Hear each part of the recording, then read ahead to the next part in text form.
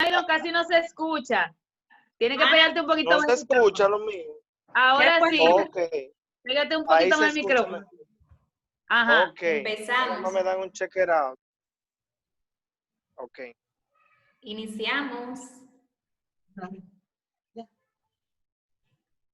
Hola, hola a todos. Feliz sábado. Qué bueno estar nuevamente con ustedes. Nosotros desde Amor por la Educación Radio, como cada sábado, disfrutando a nuestras familias que nos escuchan, que son fieles oyentes.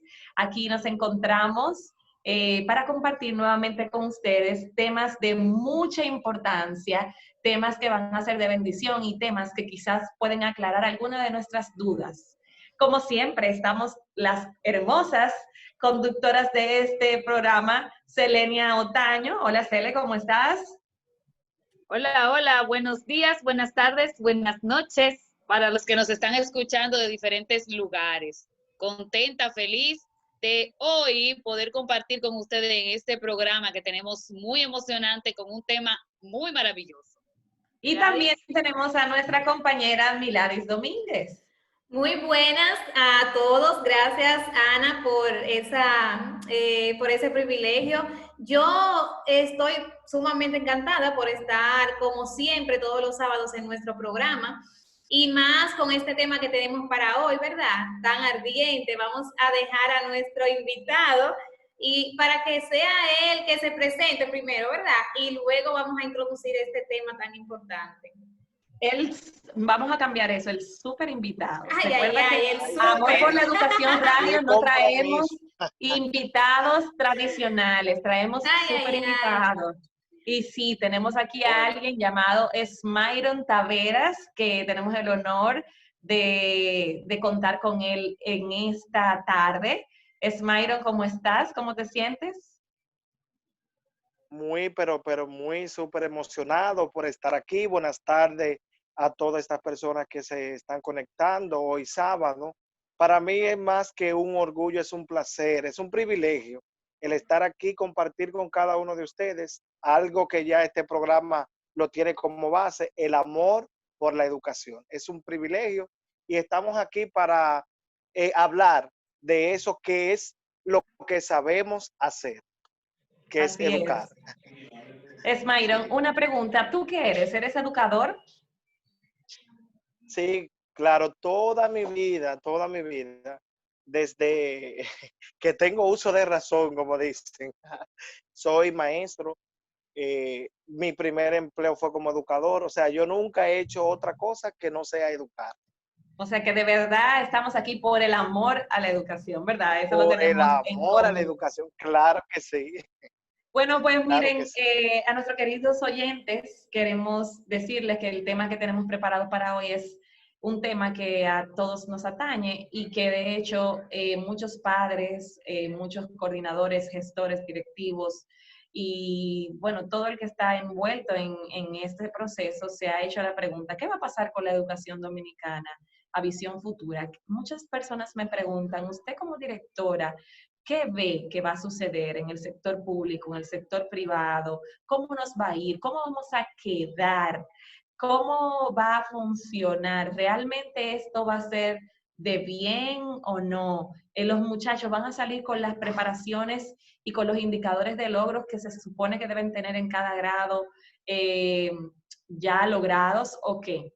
Entonces, nosotros que sabemos menos, quisimos invitar al experto porque Smyron tiene experiencia vasta en el área privada, en el sector privado y también en el sector público, años de servicio en ambos sectores. Entonces, neutralizadamente creo que puede hablar de las dos áreas y cuál es el panorama general que podemos ver, Smyron.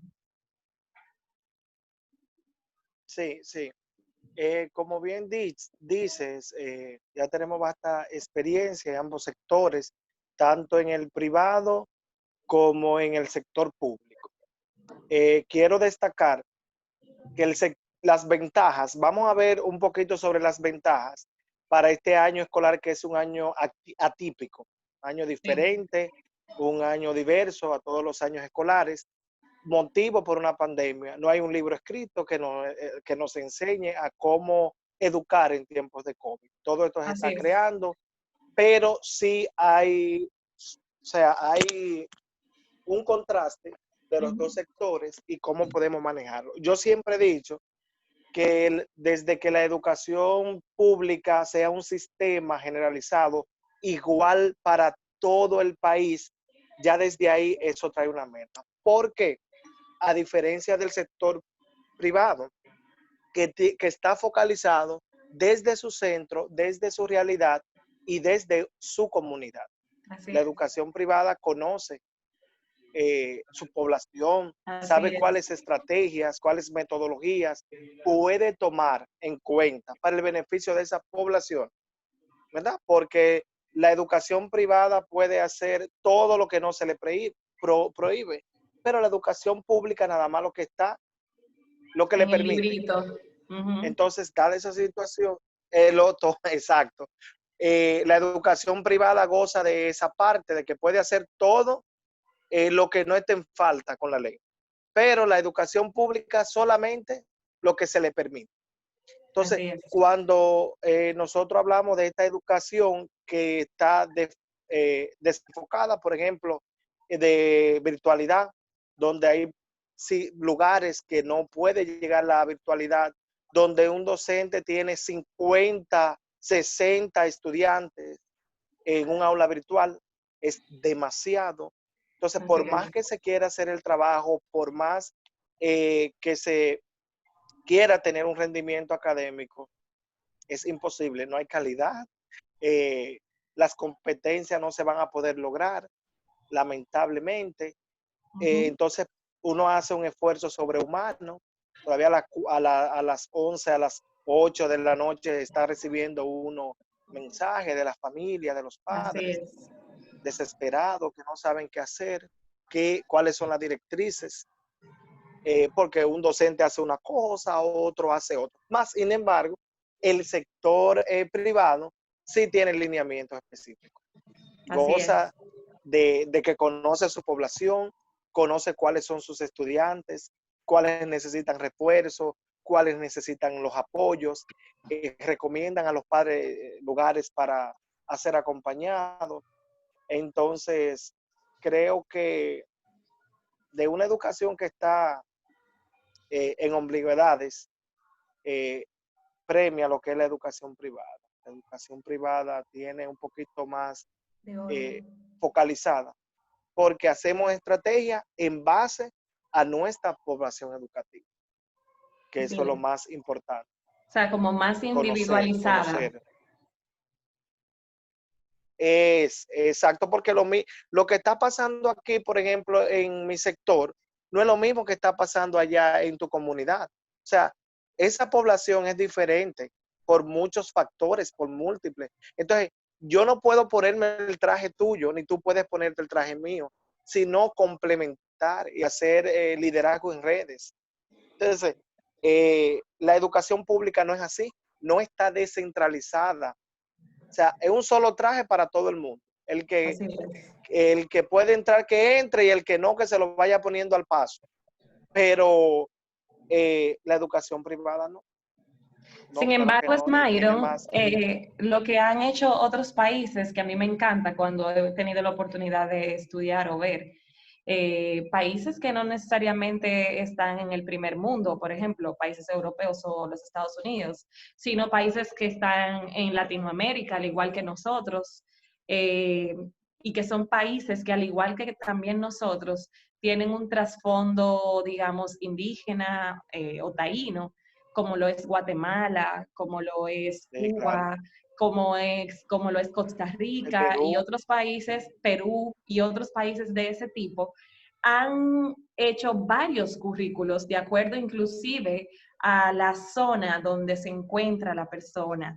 Porque una de las cosas que hemos estado criticando en el buen sentido, porque la crítica es necesaria para convertir las cosas en otras, ¿verdad?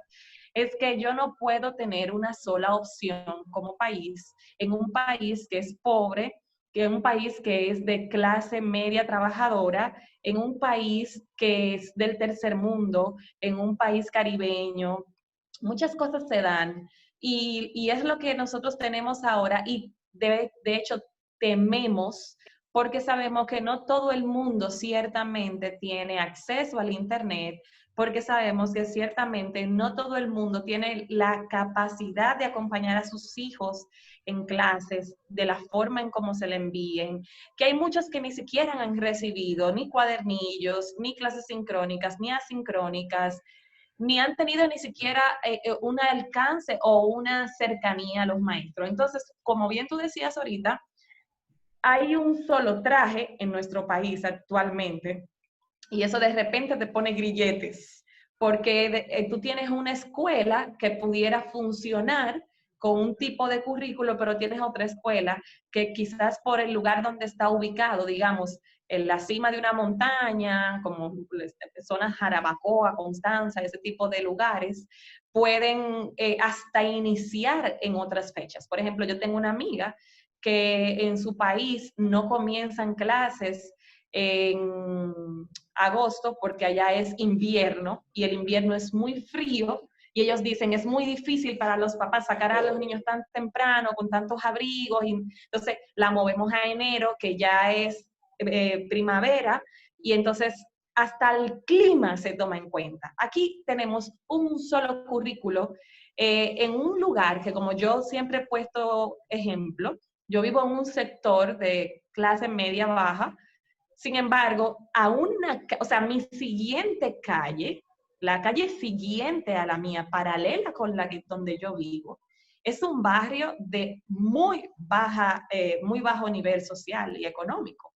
Una sola calle nos diferencia. Entonces, imagínate ahora con este modelo virtual, es fenomenal. A todos los de mi calle, todos tienen computadoras, los papás tienen tablets, todos tienen celulares quizás, pero dime de todo ese grupo, que de hecho es mayor al nuestro, si tienen las mismas oportunidades. Entonces, ya volviendo al tema inicial, que es nuestra visión futura con la educación, ¿crees tú que esos niños que están a una calle de mi casa van a tener los mismos resultados que los que viven en la calle mía? Por poner un simple ejemplo.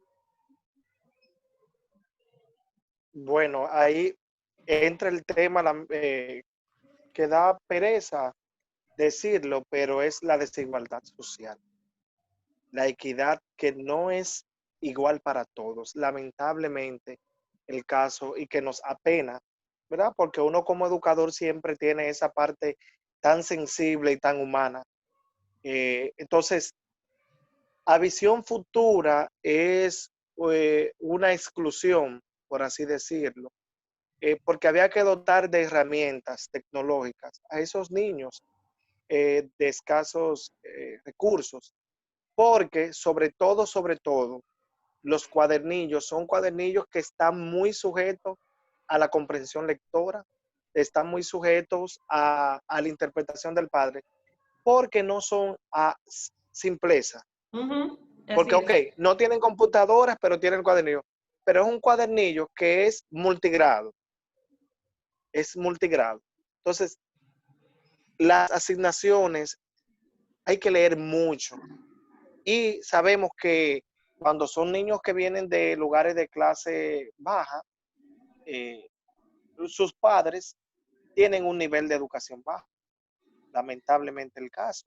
Entonces, cuando yo observé este cuadernillo para esos primeros grados del nivel primario, dije, wow, pero aquí van a quedar muchísimos niños con grandes lagunas educativas. Entonces, ese desnivel, ese desfase, va a repercutir toda la vida. Yo diría que se va a perder una generación en grados Así es, educativos. así han dicho los expertos.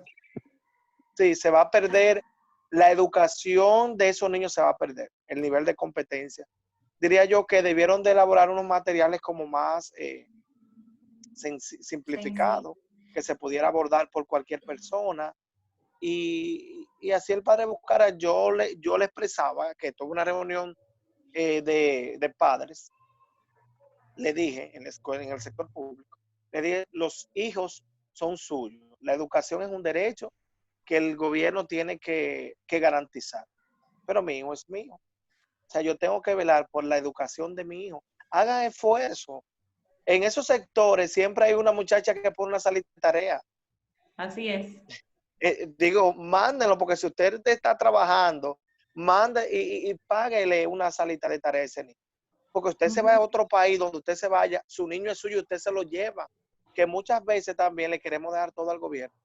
Todo a ellos no. O sea, usted tiene que estar ojo visor, tiene que estar activo para cuestionar la educación de su hijo y buscarle alternativas.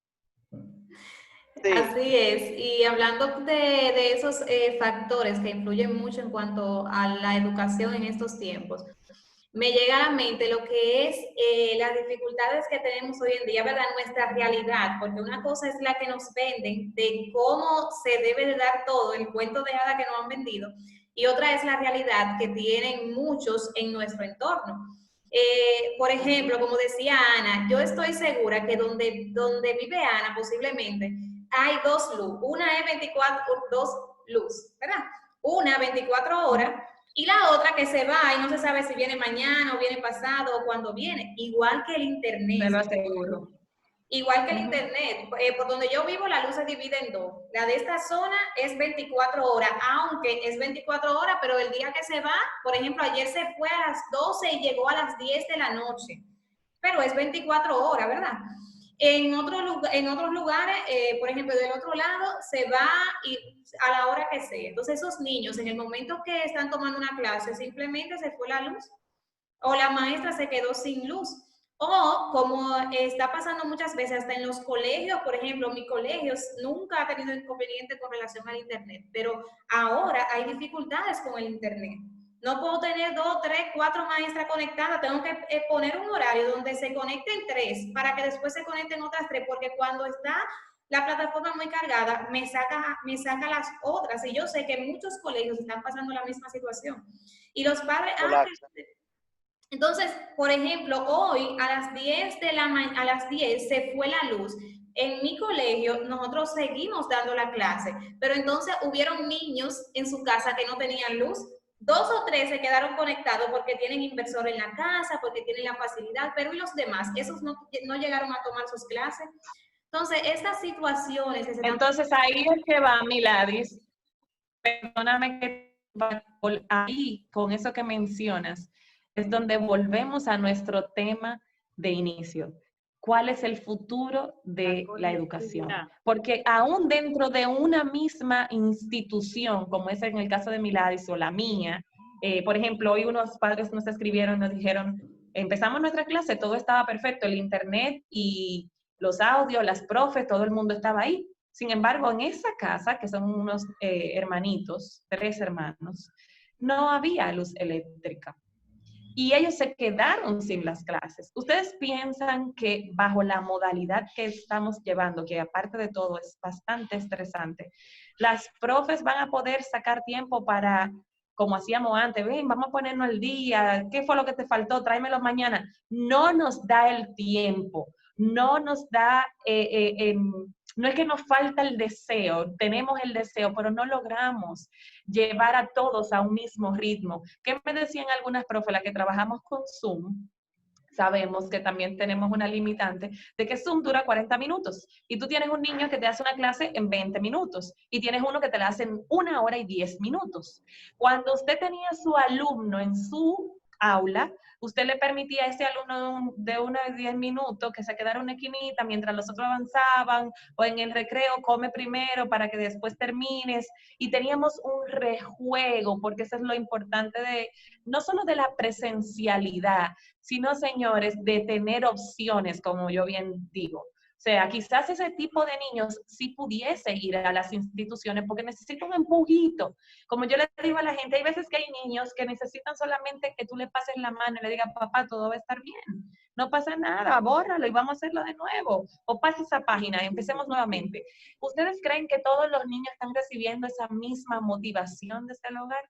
No, no es así, porque no están con personas que se prepararon para eso, no están con personas que estudiaron pedagogía, no tienen el arte de la didáctica, no tienen Sí, el amor a la educación. Todo esto es algo que nosotros hemos dedicado nuestras vidas a desarrollar. Entonces, definitivamente la brecha que no se quiso abrir, que voy a utilizar esa palabra porque esa palabra ha sido una de las palabras top desde que iniciamos con esto de la educación, es que la brecha no se puede extender. Señores, yo siento que la brecha honestamente está mucho peor que al inicio.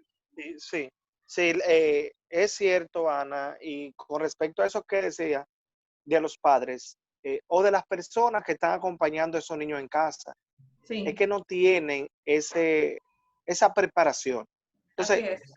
por ejemplo, a mí me llegan padres allá en el centro con el grito al cielo, que ese niño no se queda tranquilo, que la atención, o sea, niños que tienen dificultad dentro del aula, ahora fuera, con tantos distractores que pueden haber.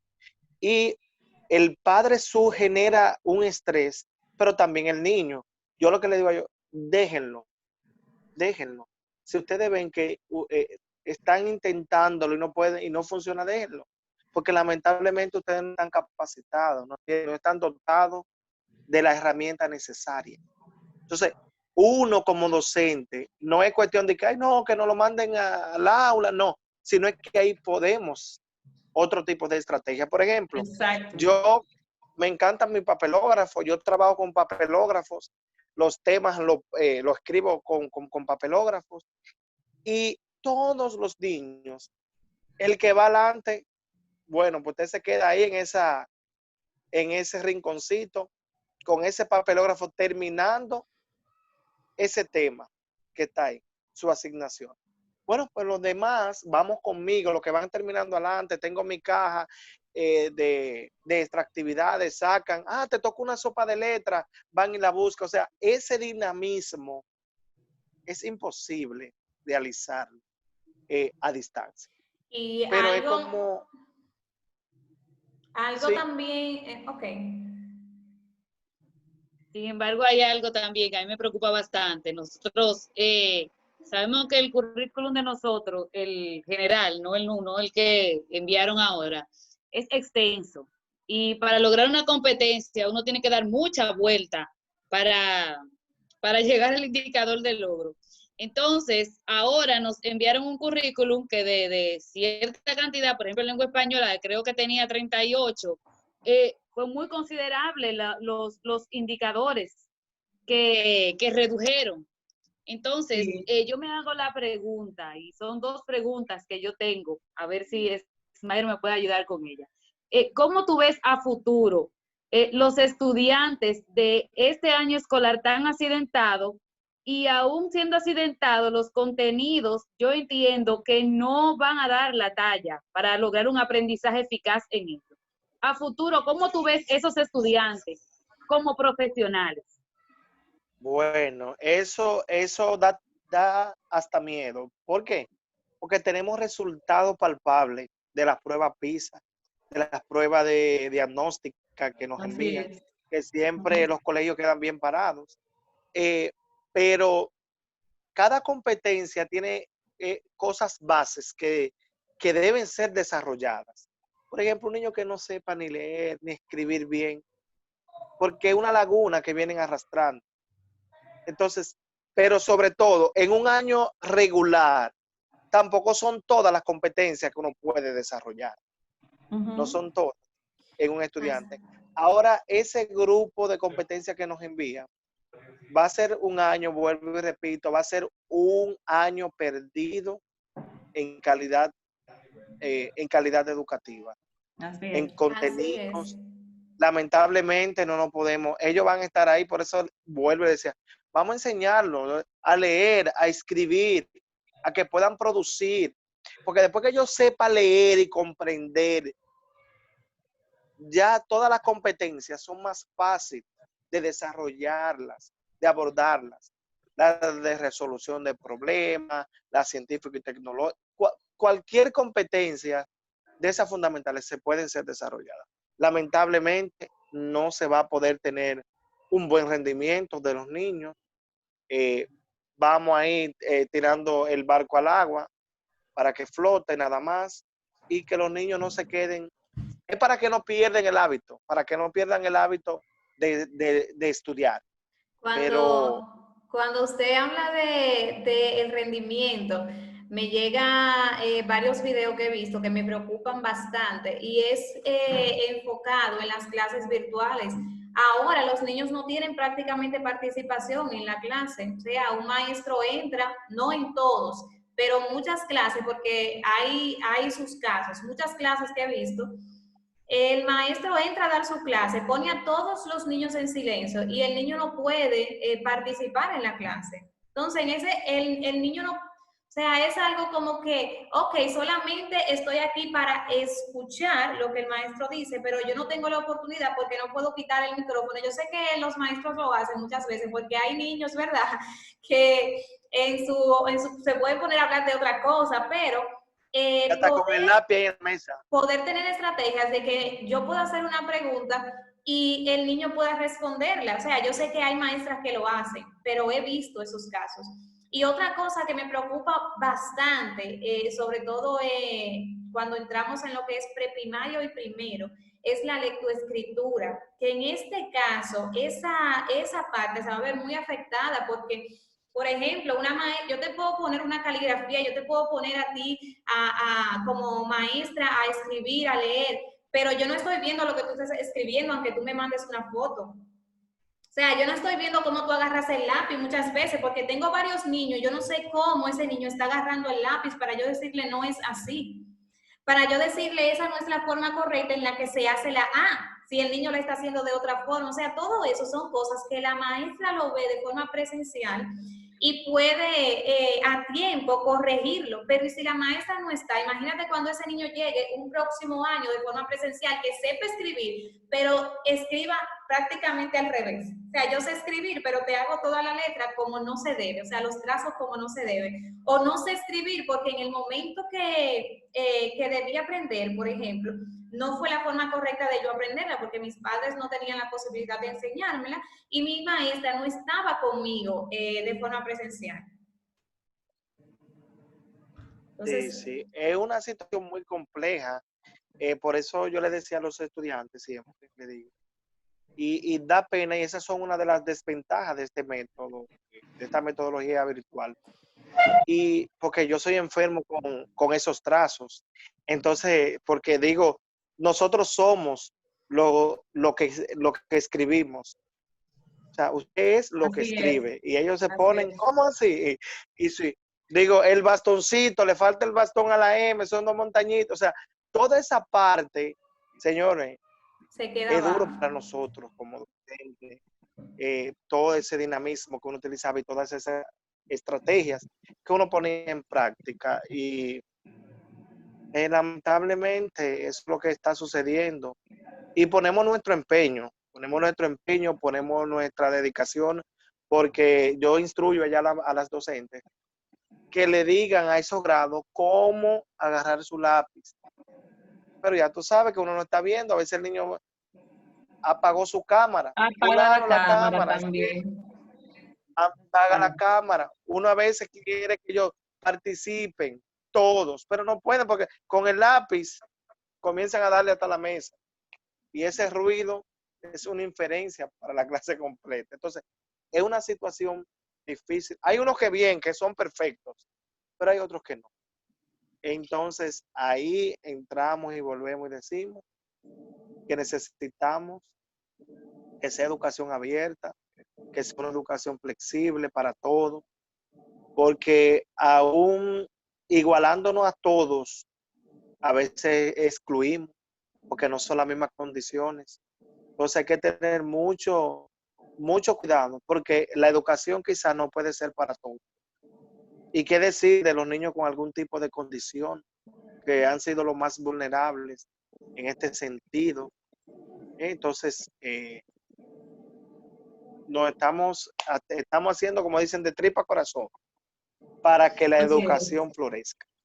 Y qué bueno que dices eso, Smayron, porque es bueno que la la gente que nos escucha, los padres, los compañeros, los colegas, sepan que no hemos tirado la toalla. Cada día estamos tratando de mejorar Jamás. nuestras prácticas como directivos, como gestores. Estamos tratando de mejorar, estamos buscando nuevas estrategias, estamos buscando nuevas ideas y estamos haciendo el todo por el todo, aún en cosas que quizás no eran normales para nosotros. Por ejemplo, hoy me reportaron de una madre que tenía un palo al lado de unos niños de 6 años para que hicieran la tarea. Y a ti te rompe el alma porque tú sabes que hay otras maneras, sobre todo en esa edad donde se es muy creativo, movido, jugado. Con un solo juego tú logras la atención. Y esa ya eso era Conectar. para el maestro, esa prueba de crueldad, esa prueba de abuso, era algo que inclusive le sacó de su atención, porque lo que pensaba era cómo se estará sintiendo mi alumno con esta parte. Hubo que llamar de psicología a la casa, intervenir y otras cosas. Entonces, no es solamente lo académico, señores, estamos hablando de la vida integral de nuestros alumnos y por esto nos hace mucho ruido y tratamos de que cada día sea mejor. Muchísimas gracias, Smairon, por compartir con nosotros tus puntos de vista, que para nosotros creo que ha sido de mucha bendición, pero también de mucho enriquecimiento. Tal como dices, creo que compartimos todos la idea de que esto puede ser una generación, un año que se vea como una generación perdida educativamente hablando, y eso que no tocamos temas de violencia, de otras cosas que también van de la mano. Sin embargo, como De la parte creyentes, emocional. por supuesto, y social.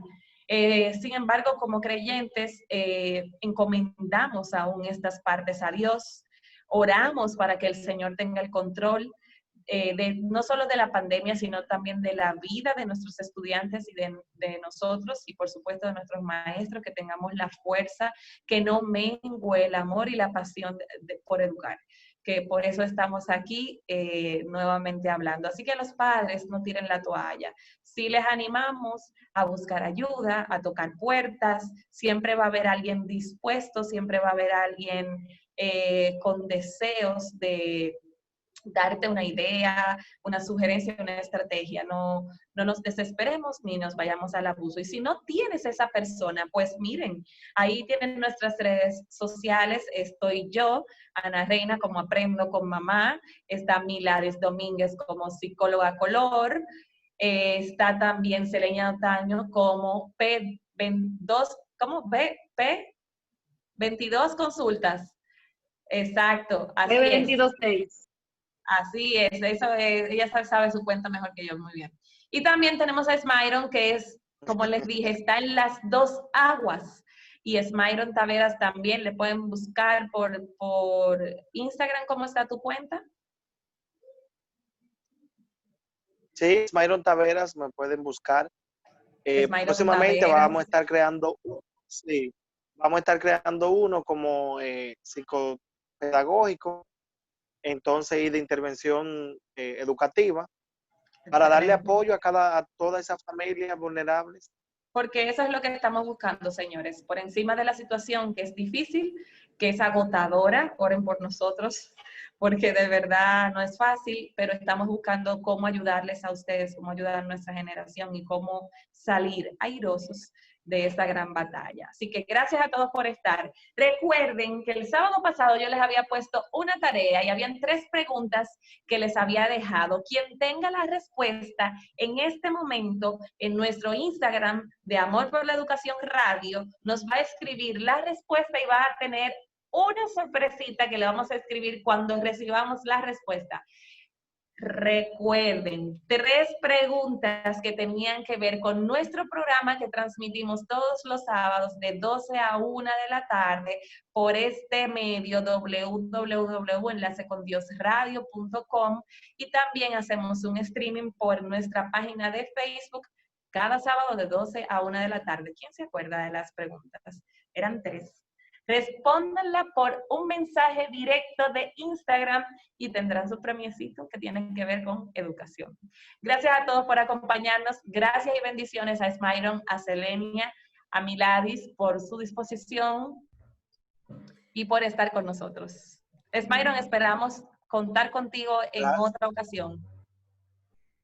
Así es. Bye, Sí, bye. siempre a su entera disposición. Bye. Muchas gracias. Bye, bye. Espero ese mensaje.